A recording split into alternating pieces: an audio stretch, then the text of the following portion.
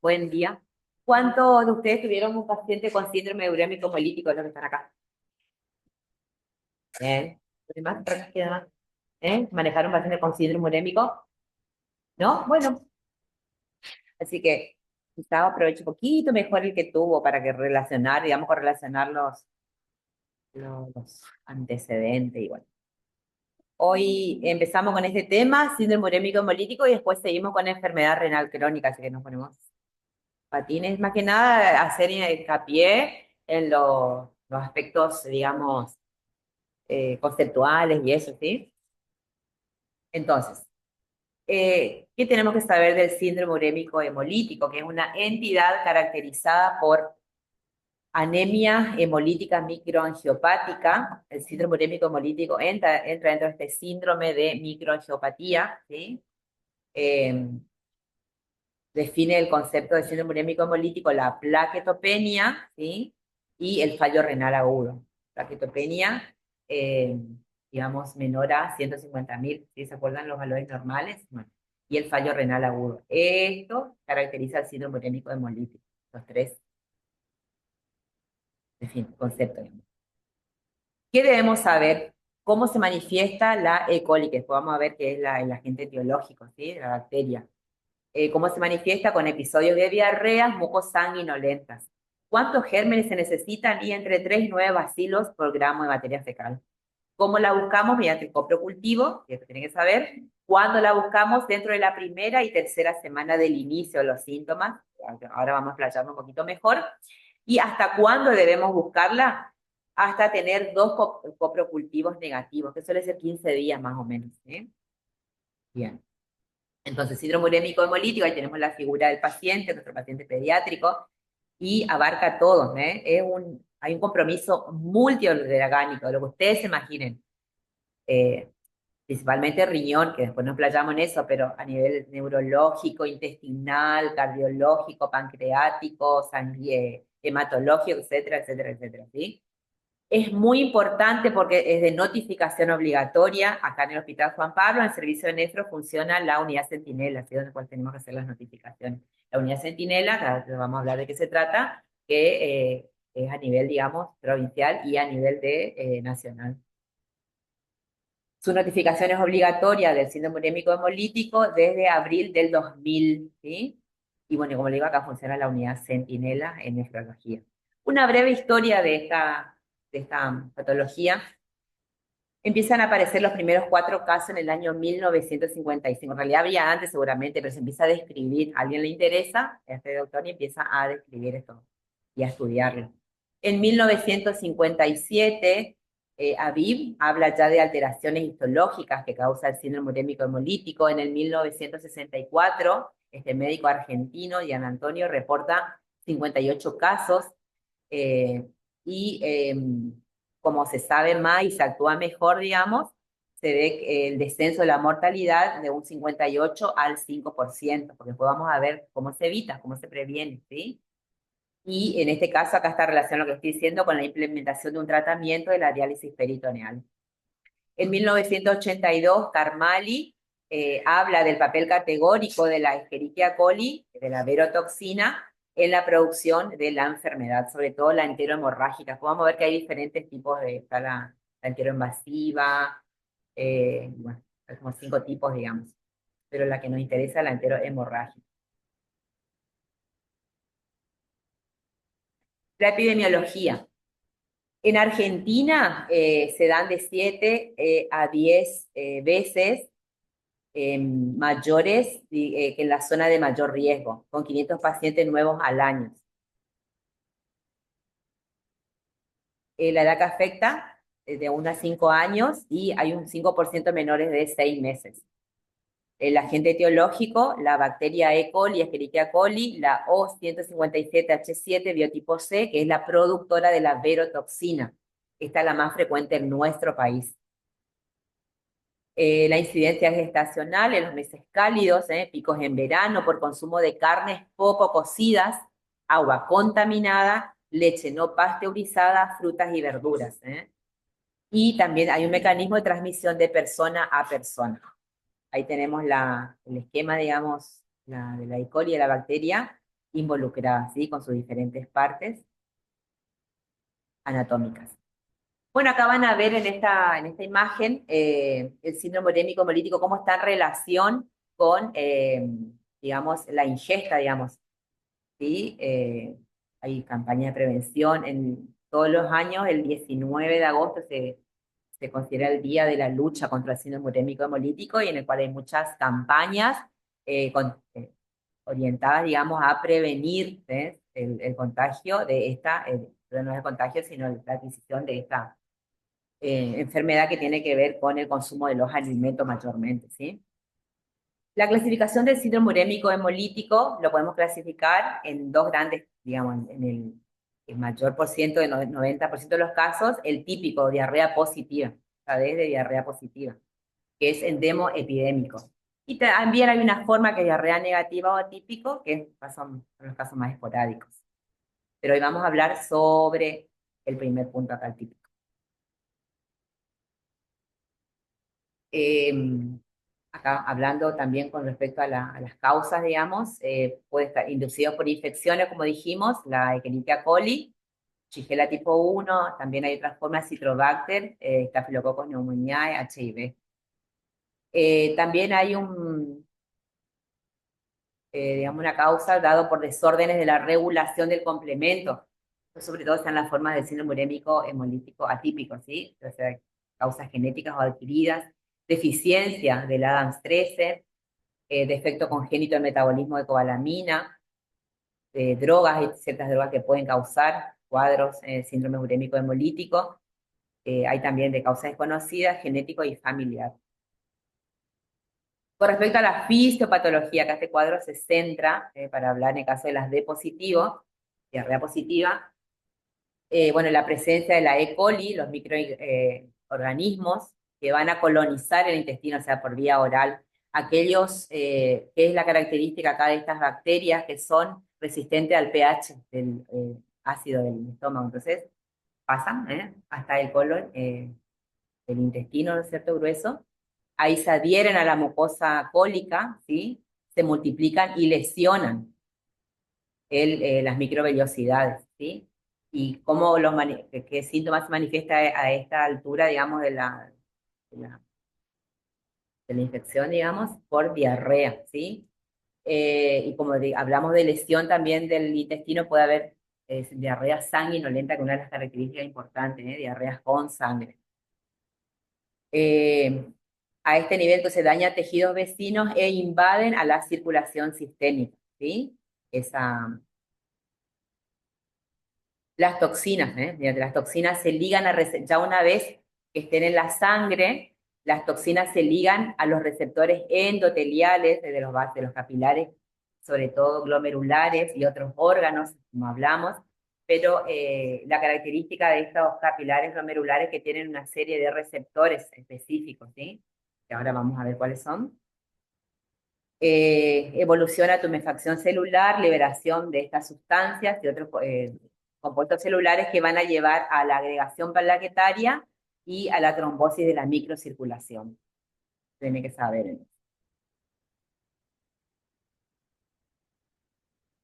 Las gigatoxinas son exotoxinas con efecto citopatogénico irreversible sobre líneas de células Vero. La E. coli posee dos toxinas, para que sepan, la gigatoxina 1 y 2, y bueno, hay una recientemente, hace unos años descrita, la toxina GIGA3 o subtilasas o sub-AB. Los mayores productores de gigatoxina son los serotipos de E. coli O157H7, 026H11, esto no importa si se acuerdan, pero sabe que existen productores, y la NM145. La gigatoxina, y esto sí quiero que recuerden, la gigatoxina consta de una subunidad A unida a 5 pentámeros, o sea, o subunidades B, que se unen a receptores GB3 y GM2. Es difícil y largo que entra a la lengua, por eso no lo repito ahora, pero es gliosil. Entonces acá tenemos un esquema de la gigatoxina. Dijimos que tiene una subunidad A y el pentámero esto es subunidad B. Y esto tiene que saber por qué. Acá está la química, digamos. Entonces, esta subunidad A es endocitada, ¿eh? Y hay una decisión, eso está a nivel de la membrana celular endotelial, ¿sí? Es, digamos, internalizada la célula, y lo que va a hacer, o sea, lo que tiene que saber esto, que esta subunidad A se va a unir, va a inhibir la síntesis de proteína y va a llevar a la muerte celular. ¿Sí? Eso tiene que saber, hasta en estos receptores. ¿Me siguen hasta ahí? ¿Sí? La clínica, bueno, tenemos un periodo prodrómico, hablamos de diarreas con sangre, o sea, cólicos abdominales, distensión y vómitos. Eso más o menos un periodo de 1 a 5 días. ¿Cuáles son las manifestaciones a nivel hematológico? La microangiopatía trombótica, la anemia hemolítica, la trombocitopenia y alteraciones leucocitarias. Eso de 1 a 4 semanas. Insuficiencia renal de instauración rápida e intensidad variable, pero que suele ser severa con oligoanuria, hematuria macroscópica en el 30%, acompañada de proteinuria, hipertensión arterial por sobrecarga de volumen, eso en un 50%. Entonces dijimos que hay una afectación multiorgánica, ahí van a haber manifestaciones neurológicas, intestinales, cardíacas, pancreáticas, ¿sí? Este esquema es para ver la evolución. Entonces, tenemos en un inicio, digamos, alimentos o agua contaminados con la bacteria, con la geratoxina.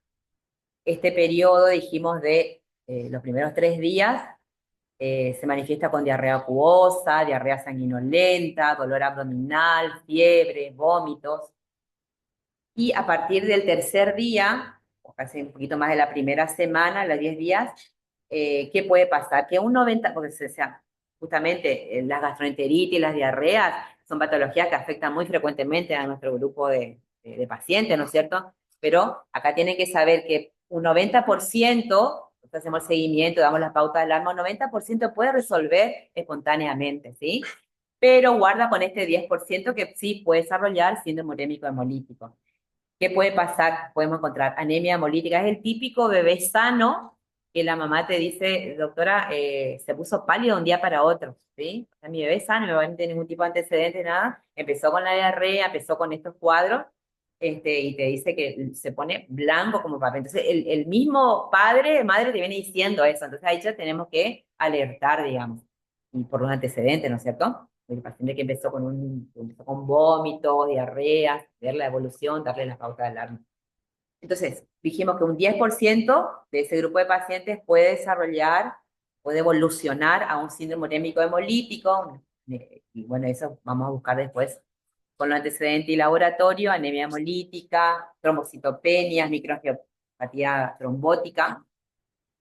¿Por qué es importante el síndrome urémico hemolítico? En Argentina es la primera causa de falla renal en la niñez. Por eso mucho hincapié, ¿sí? Hacemos en todo este tema.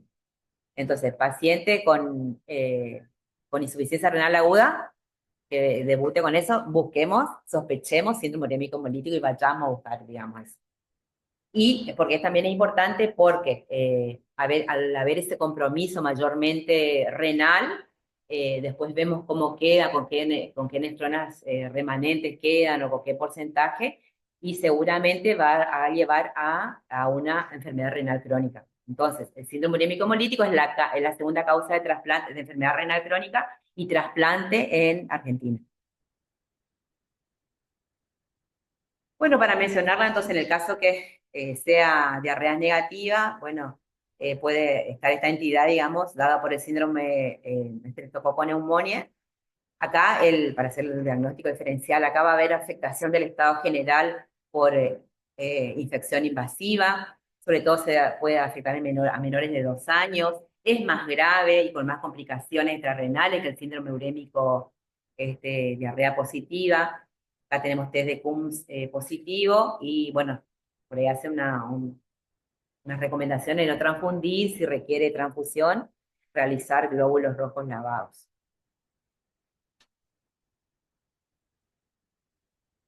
Los síndromes urémicos hemolíticos por alteraciones de complemento, bueno, son de comienzo insidioso, un 75%, tras un proceso infeccioso inespecífico sin predilección estacional. Alteraciones extrarrenales presentan un 20%, complicaciones vasculares, hipertensos, más mortalidad y progresión e insuficiencia renal crónica. Bueno, para ver estos componentes, participa, digamos, todo el sistema de las vías de las lectinas y la vía alternativa del complemento. Eh, para el diagnóstico del síndrome urémico hemolítico, entonces, ¿cómo procedemos? La clínica, ¿sí? Todos los antecedentes epidemiológicos y del episodio actual, el examen físico, signos vitales, ver la presión arterial y peso, ¿sí? Bueno, son esos eh, pacientes que dijimos que, bueno, tienen el antecedente de la diarrea, evolución a diarreas sanguinolentas, el paciente presenta una palidez que llama la atención, pueden venir deshidratados, hay que ver por ahí si también no se agrava con ingesta de infusiones caseras, todo lo que tenga que ver con el folclore de nuestra zona, digamos. Pacientes que la mamá te dice, venía orinando bien y bueno, sabe que le puse el pañal anoche a las 8 de la noche y hoy son las 8 de la mañana y ya no orinó mal paciente. Entonces, ir preguntando todos estos aspectos, digamos. Y bueno, muchos pacientes pueden venir deshidratados, así que todo hace, digamos, a la sospecha, ¿sí? Antecedentes de varias consultas, porque ya te dice, hace una semana la autora empezó con la diarrea, ¿sí? Tuvo 60 diarrea, entonces, a veces te vienen y te cuentan eso. Claro, o a veces no se sospecha y bueno, sobre todo si es el interior y se dilató, en el tema de consultar o llevarlo, y bueno, nosotros muchas veces los recibimos ya con un fallo renal, digamos, que hay que actuar. Bueno, vemos el laboratorio, le vamos a pedir un hemograma con frotis, para buscar los esquistocitos, ¿sí? Ver las plaquetas, la urea, creatinina, ¿sí? Pedir ionograma, estado ácido base, muchos vienen con trastornos metabólicos, ¿sí? Y bueno, la LDH, hepatograma, ácido úrico, glucemia, calcio y fósforo, y la orina, ¿sí? Si es que orina. Le pedimos una radiografía de tórax para valorar, digamos, el índice cardíaco, ¿sí? Ya cuando te dice que no está orinando, para ver si hay aumento de sobrecarga hídrica, si hay sobrecarga hídrica. La orina completa muestra, por ahí todavía algo está orinando, entonces esa orina, o sea, colóquenle la bolsita colectora, porque por ahí emite algo de orina y ya no sirve para sacar los índices urinarios, ¿sí? Para sacar el tema de los índices de fallo renal, para ver la osmolaridad, ionograma, urea, creatinina en orina, pedirle un electrocardiograma, sobre todo para prepararle si vaya a quirófano, para colocación del catéter, hay que ir anticipando. Se le pide el coprocultivo al niño y a la madre. eh, por ahí, bueno, si ya no presenta más diarrea, se puede hacer un hisopado anal. Y en el momento de pedir las muestras, pongan búsqueda de E. coli. Es importante que pongan sospecha de como es síndrome bulímico hemolítico, porque acá funciona, como le digo, la unidad centinela, así que estamos este, relacionados, digamos, trabajamos con laboratorios, ¿sí? Cuando ustedes ya ponen eso, consignan eso, ya los encargados van y buscan, ¿sí? Después vemos que hay fichas, todo que hay que rellenar, o sea, hay que hacer una notificación correspondiente. Si es posible, búsqueda de verotoxina en materia fecal y también pedimos serología, guardar suero para búsqueda de la verotoxina. Esto no se hace acá, sobre todo la serología, eso se envía, hasta ahora se envía al Malbrán, Instituto Malbrán, para buscar toda esta serología. Bueno, también hablamos que puede prestar un compromiso neurológico, eh, por ahí requiere algunos estudios ya especializados, y bueno, es importante acá también priorizar el tratamiento de los desórdenes hidroelectrolíticos. Bueno, el tratamiento del síndrome urémico hemolítico está dirigido al tratamiento del fallo renal agudo, que ya van a tener una clase sobre este tema, se van a explayar, resolver los desequilibrios hidroelectrolíticos, son pacientes que por las diferentes pérdidas que tuvo extrarrenales pueden venir con acidosis, hipo, hipercalemia, ¿sí? Etcétera. Tratamiento muchas veces eh, vienen con hipertensión, así que el tratamiento de la hipertensión muchas veces es por sobrecarga hídrica, ¿sí? Tratamiento de los trastornos hematológicos, nutrición precoz y adecuada. Para el tratamiento, entonces, Por un lado, manejo el fallo renal, es el manejo de líquidos y electrolitos, electrolíticos, y esto conocemos cómo vamos a contemplar, digamos, tener en cuenta las pérdidas insensibles del paciente, las pérdidas concurrentes y el déficit previo. La expansión de volumen previo al desarrollo del fallo renal disminuye el daño renal. Si el paciente no está orinando, puede venir con una hiponatremia dilucional. Y si viene anúrico, ver la posibilidad de la restricción hídrica, ¿sí? Dejar la pérdida insensible. La hiponatremia de difícil corrección con anuria es indicación de diálisis, ¿sí? Un sodio menor a 120 o signos neurológicos requiere una corrección con solución salina al 3%. Bueno, con esto tiene que familiarizarse porque también le va a servir para y para otros trastornos, digamos, del balance del agua, ¿sí? Y electrolitos. Entonces, si nuestro paciente no viene ni deshidratado ni sobrehidratado, nosotros queremos lograr un balance neutro. Entonces vamos a tener en cuenta que tenemos que aportarle las necesidades basales a ese paciente para seguir manteniendo la norma de hidratación. Y se va a contemplar las pérdidas extrarrenales más diuresis. Pues tuvimos casos así, sí tuvimos casos que vienen estables, digamos. Todo con los antecedentes, con los laboratorios, pero estables. Por ahí te vas a encontrar con aquellos pacientes que vienen deshidratados, que son la mayoría, ¿sí? Entonces acá queremos lograr un balance positivo de líquido, ¿no? Entonces acá vamos a tener en cuenta a la hora de indicarle el aporte hídrico de ese paciente, digamos, las pérdidas extrarrenales, más las diuresis, más las pérdidas concurrentes, más el déficit previo. Todo esto tenemos que tener en cuenta para poder darle o aportarle, digamos, lograr un balance positivo a nuestro paciente. Queremos que gane agua porque perdió. ¿Se entiende hasta ahí o no? Esto es importante, ¿sí? Que sepa. Y en el caso de que el paciente ya recibió, digamos, en múltiples expansiones y bueno, evaluar nuevamente al paciente y queremos que nos siga ganando sobrehidratación, queremos lograr un balance negativo, entonces vamos a tener que tener en cuenta, digamos, a la hora de indicar el aporte hídrico total, las pérdidas extrarrenales de ese paciente más la mitad de la diuresis. ¿Se entiende? Bueno, y dijimos que tenemos que tratar los desórdenes hidroelectrolíticos, entonces, eh, sabemos cuáles son los valores normales del potasio, bueno, valores por encima de 5,5, al iniciar el tratamiento, dice, bueno, claro, valores por encima, ¿no? Y mayor a 7 mil equivalentes por litro, bueno, indicación de diálisis, ¿sí? Sabemos si es hemodiálisis o diálisis peritoneal. En el caso de hiperfosfatemia se trata con quelantes, se puede usar quelantes, carbonato de calcio, hidróxido de aluminio y la restricción proteica. Tenemos pacientes que pueden venir con hiperuricemia grave, entonces ahí se considera el uso de allopurinol, ¿sí? Siempre ajustado a la dosis de fallo renal. En el caso de acidosis metabólica, bueno, tenemos que tratar aquella acidosis metabólica con pH menor o igual a 7,20 y bicarbonatos menor a 10. El aporte nutricional del paciente debe ser precoz y adecuado. Se puede ofrecer leche materna enriquecida con polimerosa más TCM. Tratamiento de la hipertensión puede realizarse con, bueno, este es un poquito viejito, pero bueno, usamos amlodipina, ¿sí? Antes usábamos nifedipina vía oral, pero bueno, ahora no se usa esta. No pude ahí modificar eso. Pero habitualmente ahora usamos amlodipina. En casos más severos, bueno, tuvimos necesidad de usar nitroprusiato de sodio, pero ya pacientes de terapia. ¿Cuándo indicamos el inicio urgente de la diálisis peritoneal? También tiene que saberlo.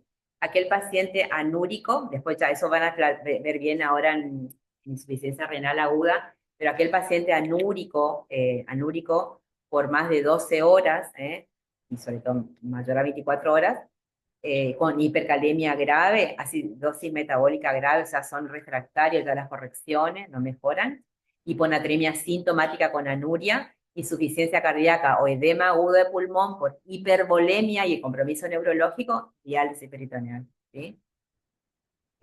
Vamos evaluando y bueno, hacemos la indicación. Eso ya lo hacemos desde el punto de vista de la especialidad, ¿no es cierto? pero usted tiene que saberlo para ver en qué estadio están, digamos, y cómo es la evolución de ese paciente y el pronóstico. 2/3 de los pacientes precisan diálisis aguda. La instauración precoz, cuando es necesaria, disminuye la mortalidad. La transfusión de glóbulos rojos se reserva para anemias severas, con hematocrit menor a 20%, seguido del uso de diuréticos. Transfusión de plaquetas, solo si hay sangrado activo o se precisa intervención, eh, porque puede generar más daño vascular formando más microtrombos. En el caso de síndrome urémico hemolítico por el Streptococcus pneumoniae, debe evitarse la transfusión de plasma fresco, y en los casos de síndrome urémico hemolíticos atípicos por alteración de complementos son eficaces la infusión de plasma fresco congelado y la plasmaféresis. Hasta ahora, en lo que va de mi formación, digamos, y profesión, he visto un solo caso de síndrome urémico hemolítico. Bueno, ¿para qué este cuadrito acá, estos números que ven acá? Es determinante, es muy importante los días de oligoanuria que tiene el paciente, ¿sí? Se puede clasificarle según los días de anuria o los días que no orina, digamos que tiene oligoanuria, en leve, moderado o grave. O sea, aquel paciente que recupera diuresis dentro de los 7 días, que es el 85%, ¿sí? O sea, una forma leve, ¿sí? Aquel paciente que eh, recupera diuresis de 8 a 14 días, le cuesta recuperar, que corresponde al 4,8% de los pacientes, hablamos de una afectación moderada del síndrome urémico hemolítico. Y aquellos pacientes que difieren la recuperación de diuresis, pasó 15 días el paciente en orina, hay mayor riesgo, hablamos de un síndrome urémico grave, potencial, digamos que si sobrevive y eso, queda con un fallo renal crónico, desde una, digamos. Lo otro sí, después hay que hacer el seguimiento. Siempre le decimos a los padres, digamos, a los tutores cuando vienen, que esta enfermedad es de control hasta la adolescencia, hasta el último día que está acá con nosotros en los pediátricos, digamos, se controla por lo que después puede desarrollar. Ahora le voy a... ¿Entiende este cuadrito entonces? Entonces, ustedes ya van a tener una idea de sus pacientes que de acuerdo al tiempo que le lleve a recuperar la diuresis, hablamos de la gravedad o no. El 61,9% requiere diálisis y un 38,1% no. Y la mortalidad, un 15%, o sea, 3 de 21 casos. Bueno, ¿cómo tiene que ser el seguimiento? Entonces, todo paciente que tuvo este antecedente, niño con insuficiencia renal aguda, en el contexto de un síndrome urémico hemolítico, tuvo un fallo renal leve a moderado, entonces a la semana tiene que hacerse un control. A la semana del egreso le controlamos con un laboratorio urea, le pedimos eso, ¿viste? Cuando se van a ir de alta y vuelven, tienen que venir con este laboratorio de control. Urea, digamos, función renal, ionograma, estado ácido base, hematocrito. Después se vuelve a controlar al mes, se volvemos a pedir lo mismo, bueno, y ahí se agrega la creatinina, porque tarda más en bajar en realidad la creatinina. A los 3 meses del diagnóstico, digamos, se le pide la orina completa y ver el tema de la proteinuria. Acuérdense que dijimos que la proteinuria son marcadores de daño renal, ¿sí? A los 6 meses se puede ir liberando la dieta hiposódica, pero igual es mejor comer cisalas en una de las columnas del tratamiento de todas las enfermedades renales, digamos. Se controla la presión arterial y no es necesario que venga con laboratorio, pero le pedimos. Al año, laboratorio completo, orina completa y la proteinuria de 24 horas o de una micción, digamos, si no puede recolectar la orina 24. Eso fue, digamos, en el caso de síndrome urémico hemolítico que tuvo una afectación leve a moderado. Y en los casos graves, que llevaron inclusive más de 10 días de anuria y o que persiste con proteinuria, caída del filtrado glomerular y la hipertensión arterial, se hace control por nefrología. Hasta el anterior pueden hacerlo ustedes tranquilamente, está en el interior o le hacen como en su consultorio, ¿no? Pero en el caso de estos, ya control por especialidad,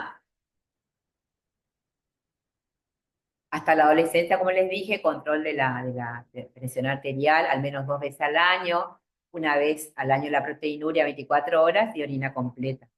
La nefropatía secuelar puede aparecer a largo plazo luego de un aparente periodo de normalidad. Es importante que se sepa.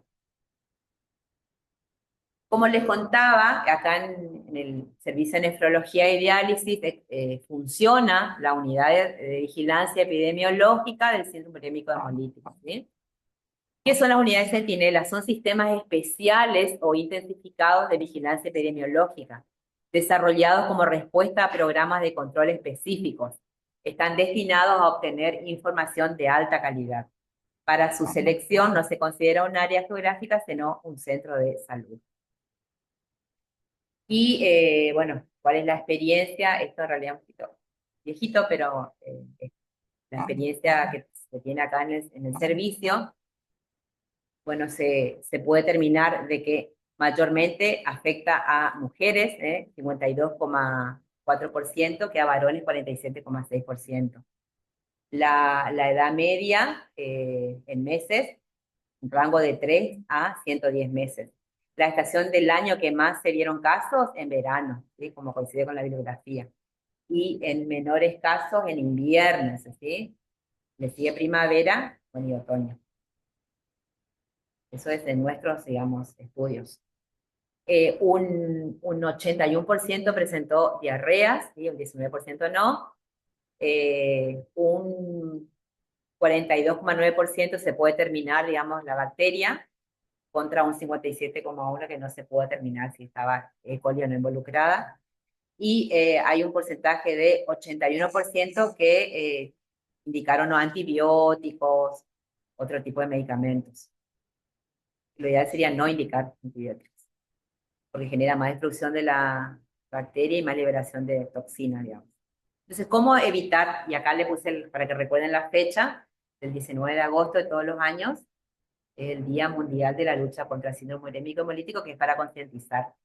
¿Cómo prevenimos la diseminación? Lavado de manos, siempre y después de manipular carne cruda, evitar el consumo de carne mal cocida, evitar el consumo de jugo de carne, descartar el contenido de mamaderas, evitar el contacto con niños con diarrea, ¿sí?